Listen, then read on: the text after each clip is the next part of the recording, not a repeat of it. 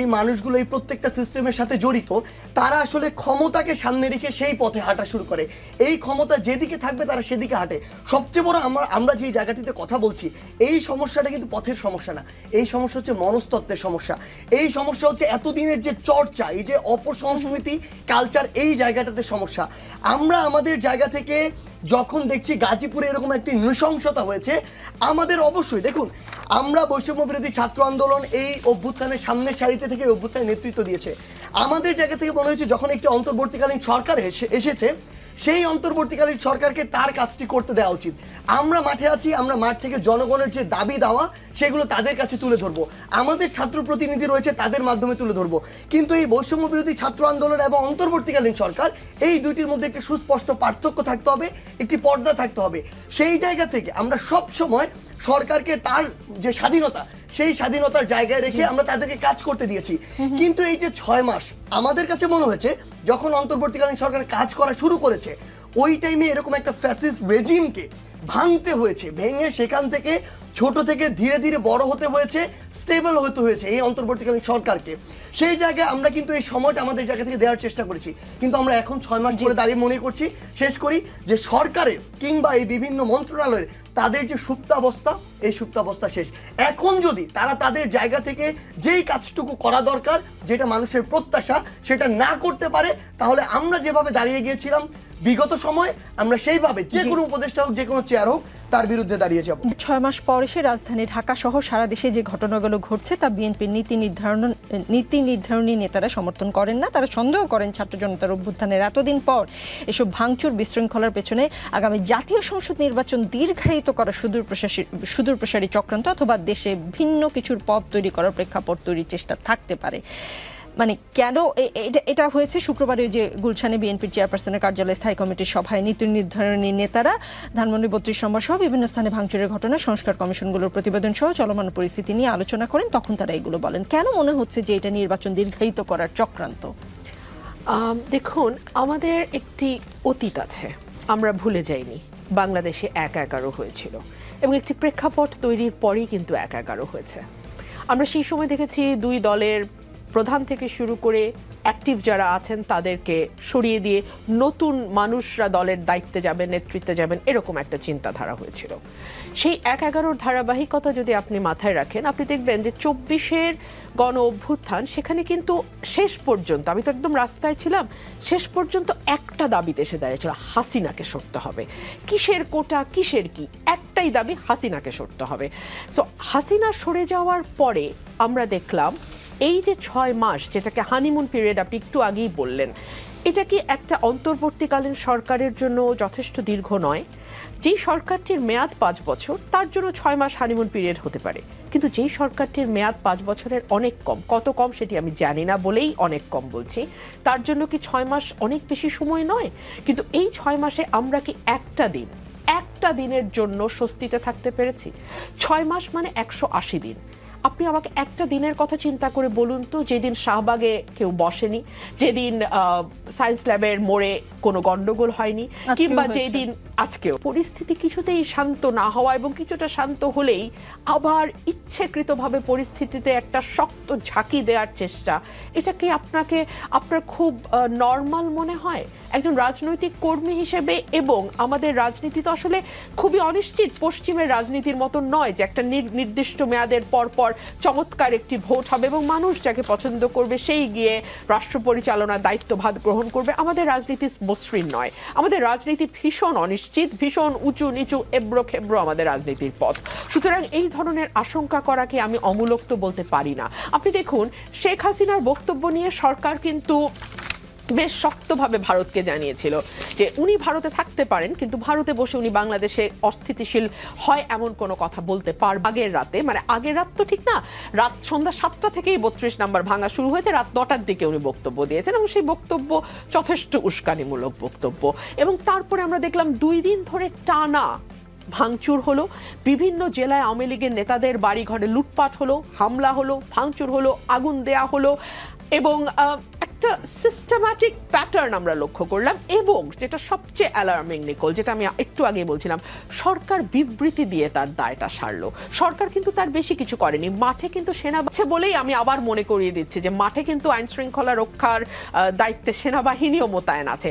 এইরকম অবস্থায় যখন আইন শৃঙ্খলা কিছুতেই রক্ষা করা যায় না অবস্থা তৈরি হয় বা কোনো কোনো মহল তৈরি করে, তখন এটা তো ভাবাটা খুব অমূলক হবে কি যে আর কোনো কিছু আহ্বান করবার চেষ্টা কেউ কেউ হয়তো বা করছেন ভেতর এরকম থেকে। কোনো কথাই আমেরিকার প্রেয়ার ব্রেকফাস্টে জয়েন করে এসে আজকে এয়ারপোর্টে নেমে যেটা বলেছেন যে বাংলাদেশের ছাত্র জনতা ফ্যাসিস্ট হাসিনা সরকারের উৎখাতের মধ্য দিয়ে অভ্যুত্থানে সফলতা অর্জন করেছে, কিন্তু আজকে দুর্ভাগ্যজনকভাবে আমরা যেন শেখ হাসিনার পাতা ফাঁদে পা না দিই। আজকে দেশের স্থিতিশীলতা বিনষ্ট হচ্ছে, অস্থিরতা সৃষ্টি হচ্ছে। এই জন্য সম্পূর্ণভাবে যে ফ্যাসিস্ট রেজিম ছিল সেই রেজিমই দায়ী, আমাদেরকে সাবধানতার সঙ্গে পা ফেলতে হবে। কিন্তু ছাত্র জনতা কি তাহলে পাতা ফাঁদে পা দিয়েই দিল? মানে যে বক্তব্যকে কেন্দ্র করে যে ধরনের ঘটনা ঘটেছে এখনো ঘটছে, সেটা কি পাতা ফাঁদ ছিল কিনা?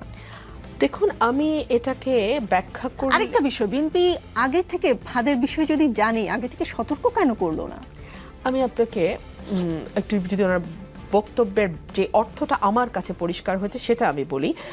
ধরুন, এই সময়টা যদি নির্বাচন না হয়ে নির্বাচনটা কোনো কারণে আরো 1 বছর 2 বছর 1.5 বছর পিছিয়ে যায়, সবচেয়ে বেশি লাভবান কারা হবে? সবচেয়ে বেশি লাভবান হবে আওয়ামী লীগ। কারণ এই পুরো সময়টাতে তারা এমন একটি অস্থিরতা তৈরি করতে পারবে যাতে যেই মানুষগুলো কোনো দলের সমর্থক না, কোনো দলের কর্মী বা নেতা নয়, যারা রাজনীতি মানে 5 বছর পর পর গিয়ে একটা ভোট দিয়ে আসে, এটুকুই তাদের রাজনৈতিক সক্রিয়তা, সেই মানুষগুলো একটা সময় তো ভাবতে বাধ্য হবে যে প্রতিদিন এখন যা হচ্ছে, কারণ প্রত্যেকের জীবনে কিন্তু এটা এফেক্ট করছে নিকোল। এখন এই এফেক্টে সাধারণ মানুষ যদি বিরক্ত হয় এবং মনে করে ধুর হাসিনার সময় তো খুব একটা মানে এরকম অবস্থা করতে হয় নাই, হ্যাঁ, তো তাহলে কি তাকে আপনি খুব বেশি দোষ দিতে পারেন? এবং এই যে উফ শব্দটা, এই উফ শব্দটার মাইলেজ কিন্তু আর কোনো দল পাবে না, এটা ডাইরেক্টলি আওয়ামী লীগের ঘরে যাবে। সুতরাং আওয়ামী লীগ যদি মনে করে নির্বাচনটা আরো কিছু দূর পেছানোর জন্য যদি কিছু সমস্যা তৈরি করা যায় এবং তারা সেটা করে, তাকে তো আসলে খুব অস্বাভাবিক বলা যায় না। আর আওয়ামী লীগ এমন একটি দল যেই দলটি 91 সালে যখন বিএনপি ক্ষমতায় আসে তখন শেখ হাসিনা নিজে বলেছিলেন আমি একদিনও শান্তিতে থাকতে দেব না, এবং মাশাআল্লাহ উনি বিএনপিকে একদিনও শান্তিতে থাকতে দেননি। 94 সালে সংসদ বর্জন থেকে শুরু করে জামাতকে সঙ্গী করে মাঠের আন্দোলন, মানে উনি বিএনপিকে একদিনও শান্তিতে থাকতে দেননি। তো সেই সময়ের পরিস্থিতির সঙ্গে যদি আপনি আজকে চিন্তা করেন, পরিস্থিতি কিন্তু অনেক বেশি ঘোলাটে হয়েছে, জল কিন্তু অনেক দূর গড়িয়েছে। 91 সালের শেখ হাসিনা কিন্তু প্রধানমন্ত্রীত্বের স্বাদ পাননি, কিন্তু 2024-এর শেখ হাসিনা কিন্তু 20 বছর প্রধানমন্ত্রীত্বের স্বাদ পেয়েছেন। 96 থেকে 2001 এবং 8 থেকে 24, 20 বছর তিনি প্রধানমন্ত্রী হওয়ার স্বাদ পেয়েছেন। 1, 2 হচ্ছে 91-এ শেখ হাসিনাকে কিন্তু দেশ ছেড়ে পালাতে হয়নি, বেইজ্জতি হতে হয় নাই। 2024-এ শেখ হাসিনাকে কিন্তু পালিয়ে যেতে হয়েছে, যার 3 দিন আগে তিনি একটা নিজস্ব কথা বলার একটি ভঙ্গি আছে, তো ওভাবে তিনি বলেছিলেন শেখ হাসিনা পালায় না, কিন্তু ওনাকে পালাতে হয়েছে। সো এই যে অপমান, দুর্দশা এবং তার অটোমেটিক যেই ট্রমা এবং তার যে বিদ্বেষ এবং জিঘাংসা সেখান থেকে তৈরি হওয়া, সেই সব কিছু মিলিয়ে পরিস্থিতি কিন্তু 91-এর মতো সহজ সরল নাই যে কেবলমাত্র হরতাল দিয়ে শেখ হাসিনা একদিনও শান্তিতে না থাকার মনোবাসনা চরিতার্থ করবেন। এই সময় কিন্তু তিনি আরো অনেক ভয়ঙ্করভাবে আসবেন এবং তিনি তাই করছেন। মির্জা ফখরুল ইসলাম, গত 7 ফেব্রুয়ারি আপনি আরেক পোস্টে লিখেছেন লেটস রিবিল্ড বাংলাদেশ। এখানে আবু জাহেলের বাড়ি বলে কোন স্থাপনার কথা উল্লেখ করেছেন সেটা জানতে চাই। আর গত 5 ফেব্রুয়ারি 32 নম্বর ঘুরিয়ে দেওয়ার পরে আবার লিখলেন লেটস রিবিল্ড বাংলাদেশ, ভাঙার পর গড়ার আহ্বান, মানে কি করে? এবং আমার মনে মানে এইরকম কি মনে করার কোনো কারণ আছে কিনা যেটা আপনারা শুরু করেছেন সেটা আসলে আপনারা এখন আর কন্ট্রোল করতে পারছেন না বলে সেটা আবার রিবিল্ড করে কন্ট্রোল করার চেষ্টা করছেন, কিন্তু যা হবার, যেটা ছড়িয়ে যাবার পুরো বাংলাদেশে সেটা ছড়িয়ে গেছে, এমন কিনা? এরকম কেউ ভাবলে ভুল করবে কিনা? আপনার যে লাইনটি বলেছেন এটার সাথে সরাসরি দ্বিমত প্রকাশ করি যে যা আপনারা শুরু করেছেন সেটা অ্যাকচুয়ালি আপনারা কন্ট্রোল করতে পারছেন কিনা। না, আমরা এটা শুরু করিনি। এটা বাংলাদেশের জনগণ শুরু করেছে। এই বাংলাদেশের জনগণ যদি ওই 3, 4, 5 অগস্টে স্বতঃস্ফূর্তভাবে এই বৈষম্যবিরোধী ছাত্র আন্দোলনের ডাকে রাজপথে না নামতো, এই অভ্যুত্থান সফল হতো না। আমরা সব সময় এই যে ক্রেডিটটি, এটি বাংলাদেশের সাধারণ প্রত্যেকটি শ্রেণীর মানুষকে দিয়ে এসেছি। আমরা আমাদের জায়গা থেকে মনে করি এই যে 24-এ যে অভ্যুত্থান হয়েছে, এই যে 32 নম্বরে যে ঘটনাটি হয়েছে, এটার জন্য একমাত্র এবং সবচেয়ে বেশি দায়ী হচ্ছে শেখ হাসিনা, খুনি শেখ হাসিনা। তিনি বিগত 16 বছরে তিনি যা কুকর্ম করেছেন, তার পরিবার, তার সাঙ্গপাঙ্গ, তার দোসররা যা করেছেন, সেই কারণেই এই যে 24-এর যে অভ্যুত্থান, সেই অভ্যুত্থান হয়েছে এবং তাকে এভাবে মুখে চুন কালি মেখে দেশ ছেড়ে পালাতে হয়েছে তার সকল কর্মী যারা ছিল সমর্থক, তাদেরকে একা করে দিয়ে। এই 5 অগস্টের পরে আপনি যদি এই 25 সালের এই ঘটনা দেখেন, মানুষ ওই 5 অগস্টের দিনে এটা হওয়া উচিত ছিল, কিন্তু মানুষ তারপরও কোনো একটা জায়গা থেকে ওই 32-এর দিকে এভাবে যায়নি কিংবা সেটিকে রক্ষা করেছিল। আজকে এটি আবার কেন হলো? কারণ ওই খুনি হাসিনা আবার বাংলাদেশের তরুণ সমাজ এবং ছাত্রদের উদ্দেশ্যে কথা বলতে আসে, যেই খুনি হাসিনা এদেশের হাজারের অধিক ছাত্র জনতাকে এভাবে নির্মমভাবে খুন করেছে শুধু ক্ষমতায় টিকে থাকার জন্য। কোন সাহস এমন একজন খুনি বাংলাদেশের ছাত্র জনতার উদ্দেশ্যে কথা বলতে আসে? তখনই বাংলাদেশের মানুষ আবার ক্ষোভে ফেটে পড়েছে এবং বাংলাদেশের মানুষ ঐক্যবদ্ধভাবে, আপনি সেখানে শুধুমাত্র বৈষম্যবিরোধী ছাত্র আন্দোলনের যারা সমর্থক ছিল, অ্যাক্টিভিস্ট ছিল, তারা গিয়েছে কোনোদিন বলতে পারবেন না। বাংলাদেশের সকল রাজনৈতিক দলের যারা এই অভ্যুত্থানে শক্তি ছিল, সকলে সেখানে অংশগ্রহণ ছিল। আমরা বিএনপির বড় বড় এরকম নেতাকর্মী ছিল যাদের পোস্ট দেখেছি বুলডোজার কোথায়, এবং আমাদেরও ভিতরটা আসলে তখন এই কথাই বলছিল যে বুলডোজার কোথায়। কারণ এই খুনি হাসিনা কিভাবে এই ছাত্র জনতার উদ্দেশ্যে কথা বলতে পারে যখন এই ছাত্র জনতার শহীদ হওয়ার পরে তার বাবা মার চোখের পানি এখন শুকায়নি? সেই জায়গা থেকে এই যে ক্ষোভের উদ্গীরণ বা মানুষের এই ক্ষোভের যে বিস্ফোরণ, এটা খুনি হাসিনা তার জায়গা থেকে করেছে। আমরা আমাদের জায়গা থেকে বলছেন এটা ফাঁদ ছিল। দেখুন, আমরা আমাদের জায়গা থেকে যে জিনিসটি মনে করি, দেখুন তিনি যে কোনো একটা নির্দিষ্ট অ্যাঙ্গেল থেকে বলতে পারেন কথাটি, কিন্তু আমরা আমাদের জায়গা থেকে মনে করি আমরা যদি এই জায়গাটাতে মানে এটা যদি তার ফাঁদে পা দেওয়া হতো, তাহলে তারপরের দিনই আমরা আমাদের জায়গা থেকে কখনোই এই পজিশনে আসতাম না। Let's rebuild Bangladesh. একটা উদাহরণ একটু দেই, আপনার কথা বলতে সুবিধা হবে।